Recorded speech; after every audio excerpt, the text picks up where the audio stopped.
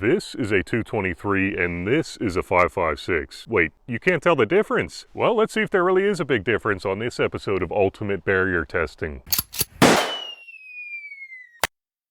From the outside, there is almost no way to tell the difference between these cartridges, well, other than the head stamps. Anyway, they're using essentially the same exact projectile as well, but supposedly their velocities are pretty different. I couldn't tell you what this difference is, so let's find out firsthand.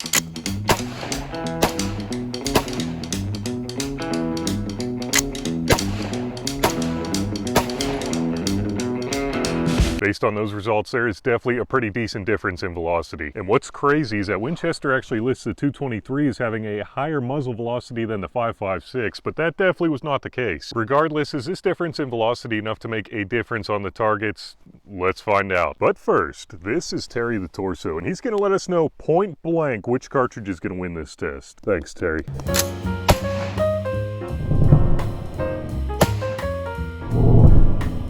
All right, buddy, which one's it gonna be? 223, there is no freaking way that you could tell the difference between these two. You know what?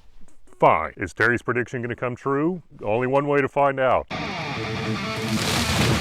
And you had the 6x6 piece of pressure-treated lumber cooked medium rare? Wait, that wasn't you. Well then, I guess we better use it as our first target. You know, I just wouldn't want it to go to waste or anything. We have 2 shots from each cartridge, and if they're somehow able to make it through that, then it'll be backed up by a 1/4 inch piece of mild steel. I think we are looking good to go. And I will be starting with the 223 because it wasn't quite as high of a velocity. Let's get to it though.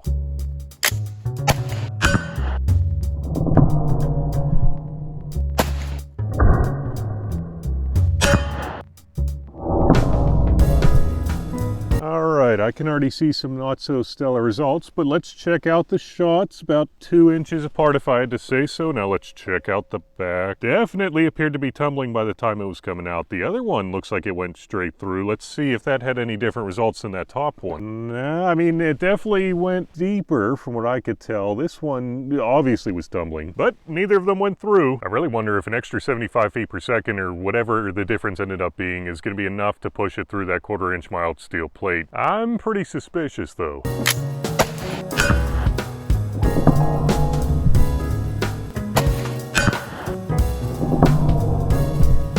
So the 556 had a pretty similar spread to the 223. Now let's check out the back. Okay, something crazy kind of happened here, but it looks like both of them went straight through. Now let's check out the 1/4 inch piece of mild steel. Whoa! I can see daylight through there for sure. Let's hold it up to the... Okay, yeah, there's definitely daylight through there, and it appears like there might be a little... Oh yeah, a little bit of daylight through there. Let's check out the back of that one. Whoa! Man, that almost went through as well. I would definitely say that that is better performance than that 223. Wait, why am I putting this back in here? Sorry, buddy, your guess just isn't looking too hot. Checklist. Get trash out of the way. Flip the uni sled around. Okay, and I think we are good to go for the next round. Actually, let me add this piece of concrete here. Now we are good to go. Actually, you know what? That one doesn't look good either. Okay, now we're good to go for sure this time.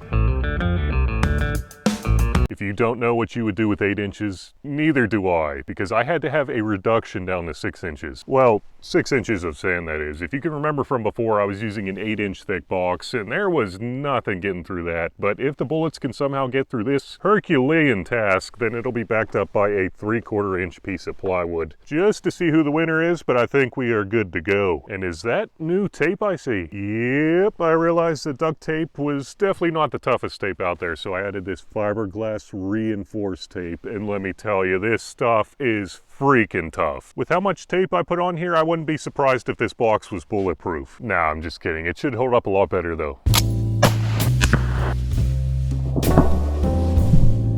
Just about as perfectly centered as you could get. Enough tooting my own horn though. Let's turn it around. And we don't even see a dimple on the back. These could tumble though. Let's check the... Ooh, definitely nothing on the bottom either. And just in case you don't believe any of that, nothing on the 3/4 inch piece of plywood either. Terry, so far that 223 is not impressing me at all. I don't even know if we really need a piece of tape, but I really don't need to do anything to this box. It's so much stouter than the other one. I think we are good to go.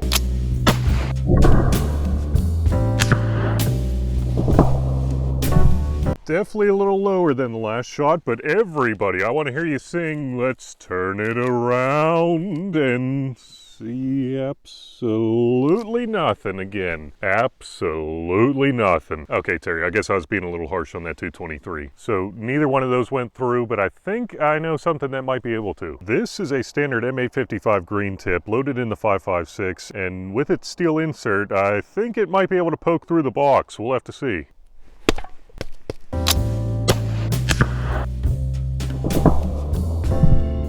Definitely landed right within the mix. Now let's turn it around. Okay, I think you guys are sick of this. Absolutely nothing on that one too. What the hell's going on here?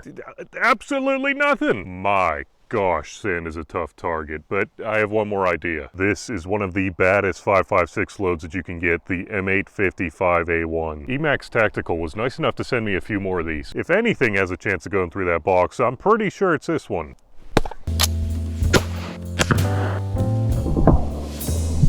Whoa, that one really didn't have much of a point of impact shift from the 223. That's surprising, but let's turn it around. No more singing this time and hope for the best. There is a gigantic dimple on the back here, but like I said, this tape is super tough. Actually ripped the box a little here too, but let's make, yeah, nothing came out the back. Definitely looks like a lot more performance than the other ones though. Needless to say, this round is a draw.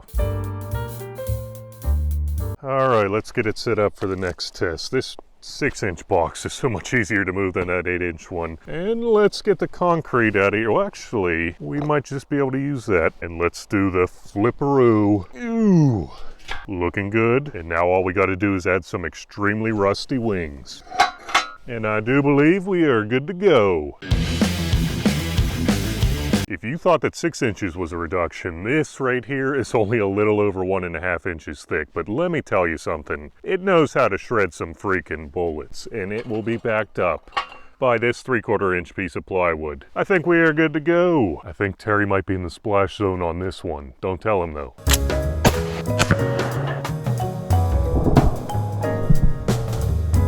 Guys, that freaking fireball is basically all I see every time I pull the trigger. That was definitely some pretty respectable results, better than I was thinking. Terry, how you holding up, buddy? Did you get anything? No? Okay, good. Let's check out the 3/4 inch piece of plywood. I don't see anything for sure. Looks like the fragmentation or spalling, whatever ended up hitting this, did a pretty good number on it, but definitely no bullet coming through. Actually, I don't want to put that back in there.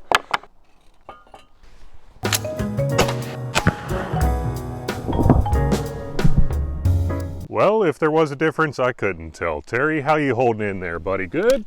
Good. Let's see what happened to the 3/4 inch piece of plywood. Basically the exact same thing as a 223. Go figure, huh? I mean, maybe ever so slightly more damage, but I'm gonna call this one a draw.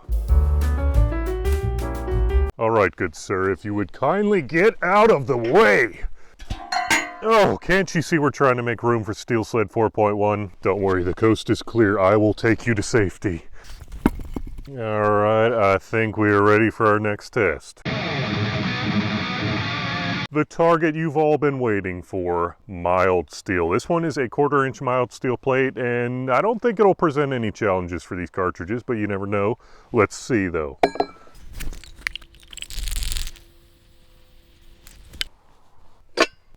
Alrighty, that is what I'm talking about. Good shot placement with the 220. Oh my, no, I'm just kidding. I knew it was going straight through, but does it pass the pinky test? Not even freaking close. That is definitely a tiny hole. Now let's see if the 5.56 has what it takes. Yeah, we knew it was going through, but that hole appears to be maybe a little bit bigger than that 223. Now let's check it out though. Looks can be I don't think it's any bigger. On to bigger and better things though. Holy crap, the rubber stuck. Man, that paint's starting to build up on there. We are going up to 3/8 of an inch of mild steel. This one is moving into pretty challenging territory, so let's see if they have what it takes. Freaking paint can's almost out of paint, but we are good with that. Oh, come on, get in there. Get in there. Okay, I guess I'll give in. That ought to hold nice and tight. I'm hoping I didn't just see what I did, but I think I may have seen something come back at the camera. Oh, thank you. Oh, that was a close one. Well, actually, I don't know how close it actually was. Let's check it out. Ooh. Okay, that definitely did not go through. The hole's maybe a little bigger, but Terry, I thought you said the 223 was going to win. What's going on here? Okay, so with about 75 feet per second extra, let's see. It's going through. I'm telling you, those fireballs. Oh my gosh, I guess I haven't been doing this long enough because it definitely did not go through. And the hole is about the same size as the 223. I can't tell which one actually went deeper, so I think you know what that means. And Terry, you are one lucky torso. The 223 is somehow still in the running. Also, it's a good thing I didn't bet any money on that 556 going through, huh? It's time to grind.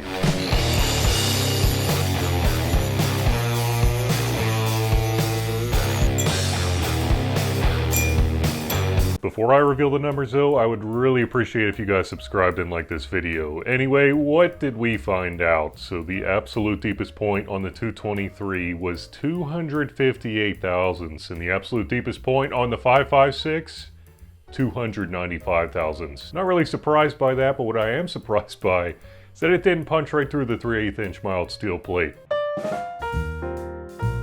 So the difference is real, but only by about 85 feet per second according to this test, which can make a pretty big difference.